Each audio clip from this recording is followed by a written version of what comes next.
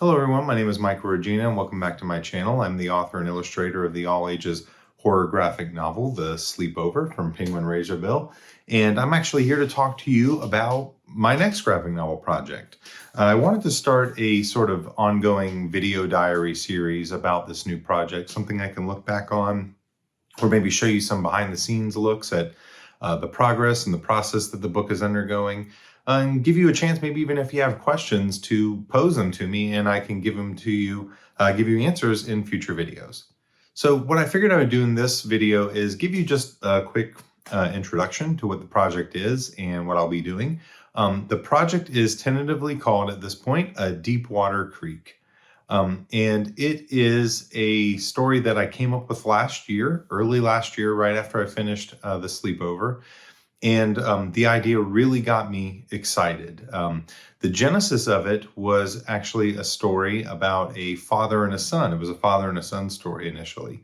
And it was about this father and son going on a fishing adventure to try to find this mythological fish and save the son from an illness. And that version of the story kind of floundered around a little bit, and it wasn't really fully catching hold in my imagination. But I suddenly had the thought of turning it into sort of a Huckleberry Finn, Stand By Me, kids on a road adventure story into what has become a very H.P. Lovecraftian cosmic horror descent into crazy monster, sea monster adventure. So it's as you do, right? The story has really evolved over time. And but initially, when I proposed this project, I was actually supposed to be making a book called A Haunted House, which maybe at some point that book will come around. But that was the project that we were hoping to make initially. And it just, I tried as I could to get that story off the ground and get it into a place that I was happy with it.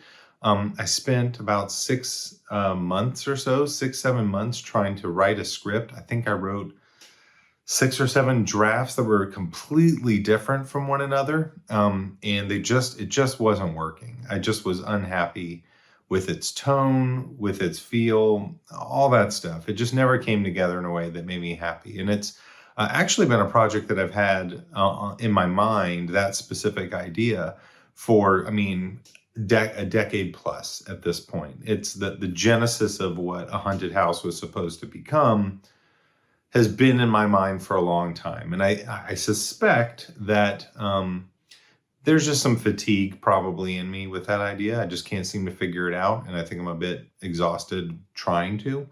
So I really kind of went back to my editor and just said, hey, this isn't really coming together in a way that makes me very happy. I'd like to pivot to something else if possible. I'd like to revisit this idea about these kids on this fishing trip to catch a monster. And he gave me the green light. Go ahead, see what you can figure out. And about 4 or 5 months later, I turned in a full draft of the story. And after I got notes back from him, as well as my agent, we were good to go, and the project was ready to take off. And that experience was a bummer. It stinks to spend so much time writing something and putting your heart into something, as is the case with A Haunted House, and it was just not coming together. But there was a spark of inspiration in the idea for Deepwater Creek that was really exciting. I felt like I understood what the story could be and sort of what it could talk about. And it keyed off of a lot of my personal excitement around things like fishing and adventure and cosmic horror and all this sort of stuff. And so that just like total combination of elements was very similar to how I felt when I came up with the idea for The Sleepover, where just very quickly I felt strongly that I had come up with an idea that had legs.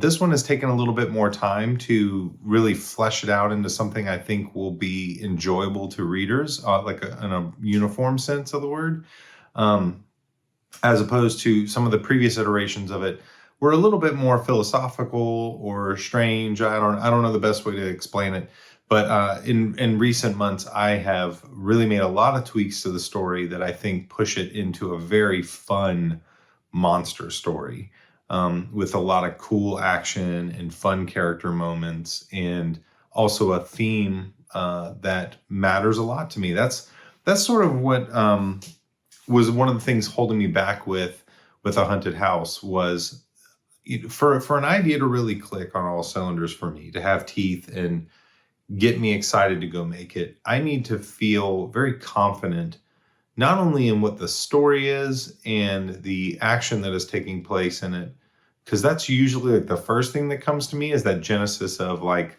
it's going to be, a group of kids trapped in a house with a monster during a sleepover. That thing comes to me pretty quick, or that's usually where I get excited. The part that takes time for me is the second piece, which is, what is this story about? And I know some people who prefer to start with the themes and some people who prefer to start with the plot. I've been doing this long enough and I've talked to enough people that, we all just get there the way we get there. And part of what's been really cool for me over the last couple of years, as I've been writing so much, you guys, like, I've only been writing. I've barely been drawing comics for the last couple of years. I have written thousands and thousands of script pages over the last couple of years, and I have learned a lot about myself as a writer. I've learned a lot about myself as a creator and the things that matter to me and what I have to put into a project to get it up and running.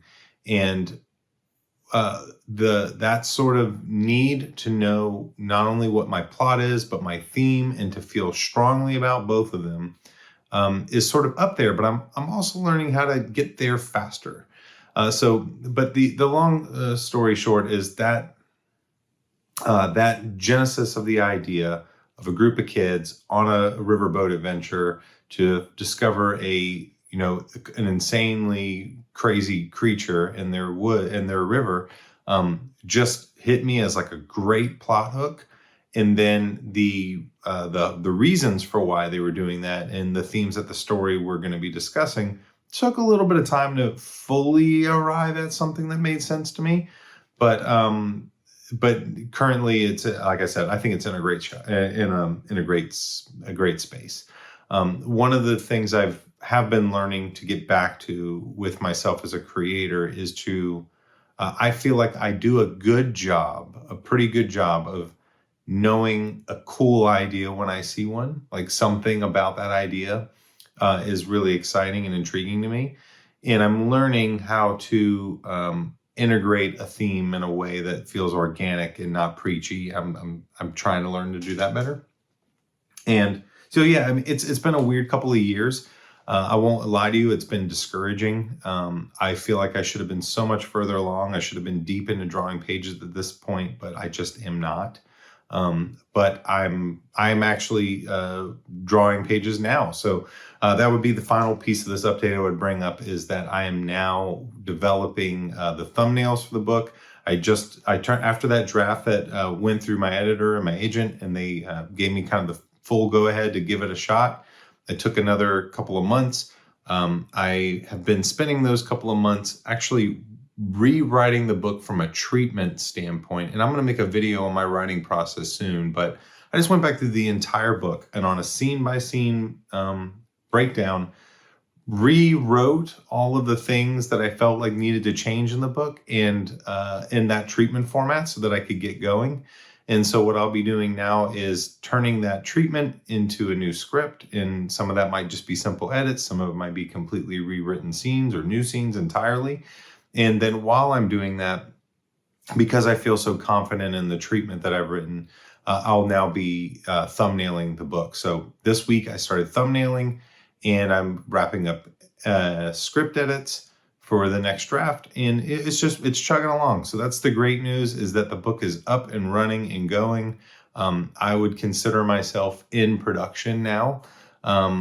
So I can't wait for y'all to see this. I think this is going to be a lot of fun. It's going to be something I think pretty unlike anything else you've seen before, especially within this space. And I think it's going to be the kind of book that, all I can say is, when I got the go-ahead to kind of table a haunted house and try this, the feeling of elation from me was so palpable because I believed in this story since the idea came to me. And that was not that long ago. But I feel like this is a really powerful story that is going to be a lot of fun to tell and a lot of fun to read. And I just can't wait for you all to see it. It's the kind of book that if I was a kid and I walked into a bookstore and saw, it would have been just made for me, tailor-made for me. Yeah, that's usually the philosophy I start with on a project is I want to make books that would delight me if I was a reader, that I would beg my parents for to own that book. And I think tentatively titled Deepwater Creek is going to be that. And hopefully it will be that for a lot of readers out there as well. So can't wait to share more with you. Look forward to like I said, I'm going to try to do these videos fairly frequently, maybe once a month or something like that, just to give you all an update on like where am I, maybe show you some behind the scenes and stuff. But along with that, like I said, if you have questions about kind of what the graphic novel process looks like, questions about this specific title, I'd love to try to answer some of those in an upcoming video. So feel free to drop those in comments. And yeah, I look forward to sharing more with you all very soon. I hope you're doing well, and I'll see you next time.